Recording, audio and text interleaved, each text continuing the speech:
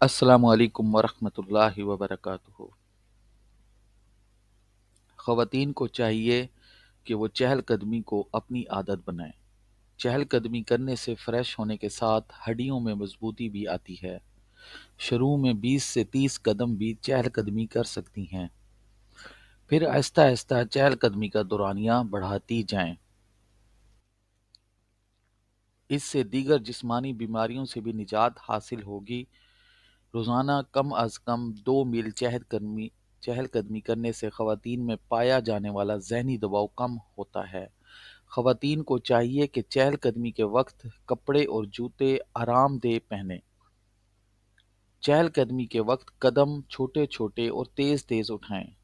چہل قدمی کے لیے صبح کا وقت نہایت موزوں ہوتا ہے، کیونکہ صبح کے وقت شور اور آلودگی نہیں ہوتی۔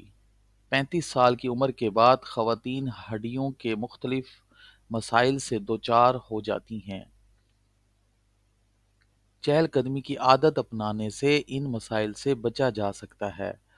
چہل قدمی تر و تازہ رکھنے کے ساتھ ساتھ ذہنی سکون دیتی ہے اور جسم کو صحت مند رکھتی ہے۔ جدید تحقیق کے مطابق چہل قدمی ڈپریشن کو ختم کرنے میں اہم کردار ادا کرتی ہے۔ ڈپریشن کے مریض کے لیے ورزش اور واک کو زیادہ ترجیح دینی چاہیے، کیونکہ یہ ڈپریشن کے علاج کے لیے ایک مؤثر طریقہ ہے۔ جسمانی سرگرمی دماغ کے مختلف کیمیکلز کو متحرک کرتی ہے، جس سے آپ زیادہ خوش، زیادہ پرسکون اور کم فکر مند محسوس کرتے ہیں۔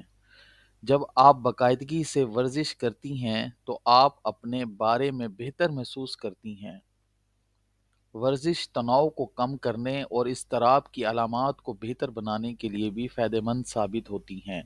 در حقیقت ڈپریشن میں مبتلا 24 خواتین پر کی گئی ایک تحقیق سے معلوم ہوا کہ کسی بھی شدت کی ورزش سے ڈپریشن کے احساسات میں نمایاں کمی واقع ہوتی ہے۔ باقاعدگی سے ورزش آپ کو آرام کرنے اور بہتر سونے میں مدد دے سکتی ہے۔ نیند کے معیار کے حوالے سے ورزش کے دوران ہونے والی توانائی کی کمی نیند کے دوران صحت یابی کے عمل کو متحرک کرتی ہے۔ جسمانی درجہ حرارت میں اضافہ جو کہ ورزش کے دوران ہوتا ہے، نیند کے دوران اسے گرنے میں مدد دے کر نیند کے معیار کو بہتر بناتا ہے۔ باقاعدگی سے ورزش کرنا ان خواتین کے لیے فائدہ مند ثابت ہوتا ہے جو نیند نہ آنے کے مسائل سے دوچار ہیں۔